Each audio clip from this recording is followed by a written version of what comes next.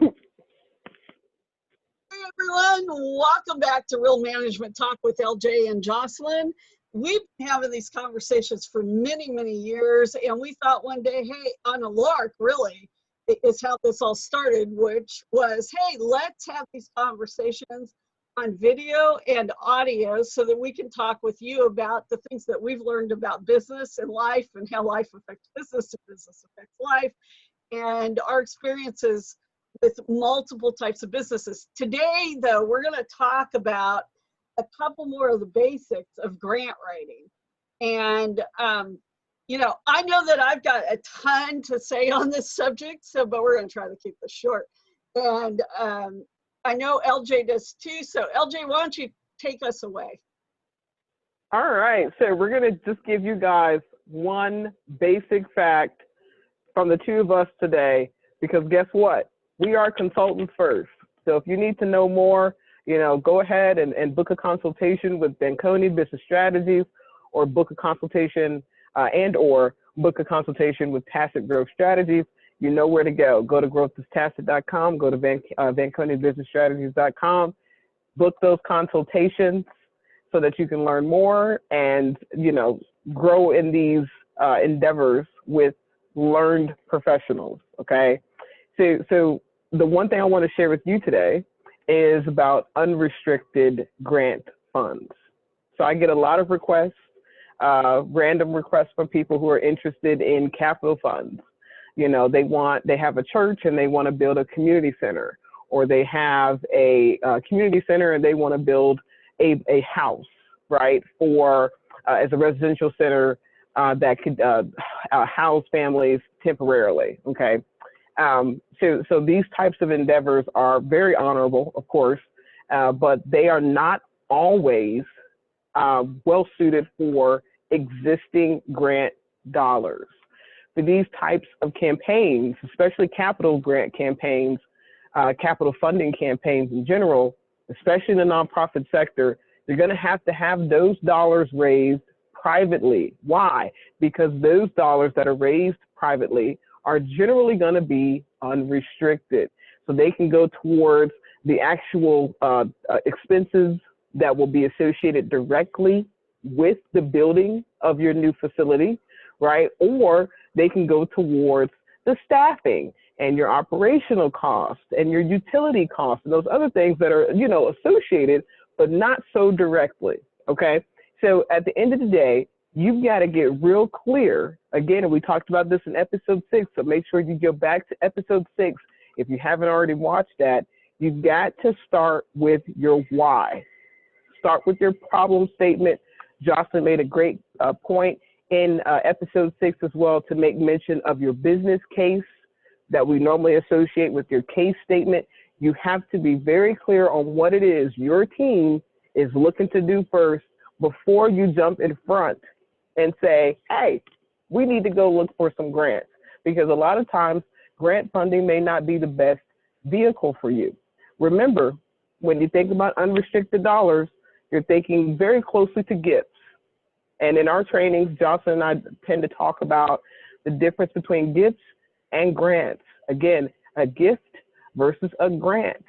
Gifts are unrestricted, okay? They can go towards anything. You could tell someone that you're interested in building a house, but in actuality, in order for you to build the house, you've got to feed yourself. You've got to have gas to get from where you currently stay to the site where you want to build your house. You've got to be able to contract professionals like Jocelyn and I to help you leverage the dollars that you do have to get more dollars, right? So that you don't end up bankrupt because you're spending all of your cash trying to build the house, right? That's what we're talking about with unrestricted dollars, and those are generally synonymous with gift.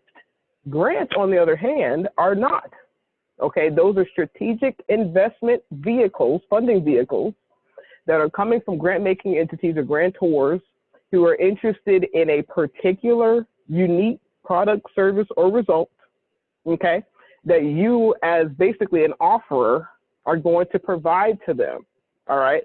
That is not what unrestricted dollars do for your unrestricted grants, okay? We always look for unrestricted grants. They are obviously highly prized. but they do exist. Get with Jocelyn or myself to learn more. That's my share today. Okay, and that's great. You've covered a lot of really great things. Well, like you were talking about, we have restricted, right, and restricted grants. And really what a restricted grant is that the funder or whoever grants to you, because sometimes it can be an individual who actually gives you a grant that's not a gift, says this can only be used for this. Now, even in grants, you can have parts of grants that are restricted, even within a grant, because sometimes your grant is written very narrow. And so what that means is when those grant funds come in, you can only use it for, say, even just the operations under that particular program. So you can't use it for utilities for the entire organization, but you could use it for utilities, say, for that one building that the program's housed in. So there can be sub-restrictions, but for the most part, it's everything restricted is very, very clear and very narrow. And if you spend those funds outside of that narrow band, and I know we're going to talk about this a lot later or on one of those other episodes that we're going to do, but you can be totally out of compliance with the grant and have to give the money back, or worse yet, because I know that we've seen some news this week, and we've seen news a lot over the last 20 some odd years. Worse yet, you could be the subject of an investigation, and literally, I have literally seen people go to jail for not using grant funds right. So it's really, really important, especially to understand that with restricted grants, you have to stay really in compliance. But restricted grants are typically for very specific things. It's not always for your everyday operations or your everyday programming. It may be, a lot of times it is like something like buying a building or building a building. But not to get that confused with, like, if you're trying to do a capital campaign for a building, and that's a whole different thing. And there isn't a whole lot of public funds for buildings. That's a whole nother side. So I know on some of these other episodes, we're going to have a lot more talk about this, because like I said, we probably got infinity episodes on this subject. So, I think we're good for this episode, guys. We're gonna, talk to y'all later.